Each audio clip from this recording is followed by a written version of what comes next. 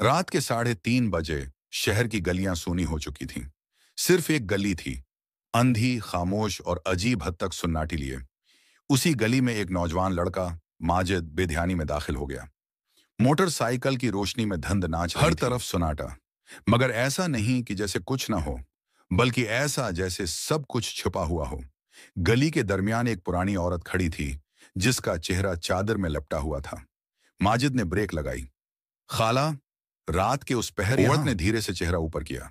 चेहरा चेहरा था ही नहीं, बस एक काले सुराख जैसा खला था, जैसे चेहरा वहां कभी था ही नहीं। माजिद की चीख भी गले में दब गई। मोटरसाइकिल का इंजन बंद हो चुका था, लाइट बुझ चुकी थी, और अब वो औरत उसकी तरफ आहिस्ता आहिस्ता चलने लगी। न कदमों की आवाज, न साया, बस एक सर्द, फनकारती हुई हुआ इसके साथ साथ चलती। माजिद ने पीछे मुड़कर दौड़ लगाई, लेकिन वो गली, जो 50 कदम की थी, अब खत्म ही नहीं हो रही थी, जैसे वो एक सरंग में कैद हो चुका हो।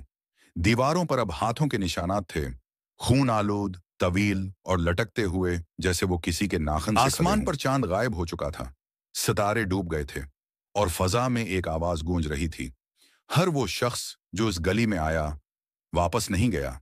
माजिद की सांसें हाँपने लगें, जिस्म पसीने में शराबूर। तभी अचानक एक दरवाजा खुला, बगैर हिलाए, बगैर आवाज किए। माजिद दौड़ता हुआ अंदर दाखिल हो गया।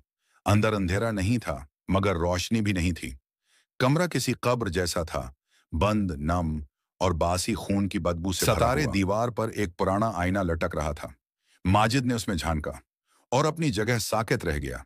आईने में वो अकेला नहीं था, उसके पीछे वही चेहरा लेस औरत खड़ी थी। अब उसका चेहरा आहिस्ता आहिस्ता बनता जा रहा था, और वो चेहरा माजिद का था। माजिद पीछे मुड़ा, वहां कोई न था, मगर आईने में वो औरत मुस्कुरा रही थी, माजिद के चेहरे के साथ। सुबह लोग जब उस गली से गुजरे तो वहां माजिद की मोटरसाइकिल तो खड़ी थी, मगर वो खुद गायब था, और गली के आखिर में दीवार पर सरख लफ्जों में लिखा था, अब ये गली दो तरफा नहीं रही, जो आया वो इसी का हो गया।